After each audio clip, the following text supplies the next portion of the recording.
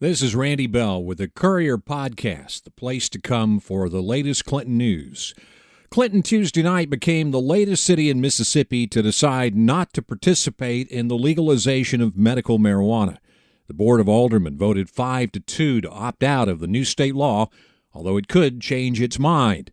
On the other hand, if we don't opt out now, we couldn't opt out ever. Even though Mississippians voted overwhelmingly in 2020 to approve a medical marijuana initiative that was later overturned on a technicality, Alderman Chip Wilbanks is glad the city is waiting for the state health department to release the rules and regulations that'll guide the new program. I still believe that most of the people, like myself, that voted for medical marijuana, the passage of it would rather us spend some time in looking at the rules and regulations and do this smartly and thoughtfully. Alderwoman Ricky Garrett voted against opting out. It's unfair to the citizens who've already voted 70.5% in favor of medical marijuana to disenfranchise them, basically.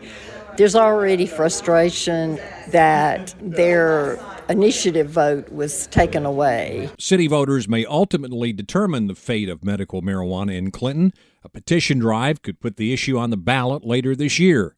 Garrett says, "You're going to spend $20,000 to $30,000 on an election that you already know what the outcome will be." And she says there's no need to wait on those health department regulations. We already know a great deal about what those regulations are going to be. So I think this is maybe just a smokescreen to permanently opt out. Mayor Phil Fisher has made it clear he would veto a board vote to opt back in. He doesn't believe medical marijuana will be the revenue generator that it's cracked up to be. As big an advocate of economic development as I am, not all economic development is good. He says $1 million in sales will produce less than $13,000 in local taxes. That won't buy a third of a police officer. That won't employ a third of a firefighter. And the mayor says Clinton historically has given a 10-year tax break to companies operating in the city's industrial park, like the proposed medical marijuana cultivation and processing facility that could locate in a warehouse there. Financially,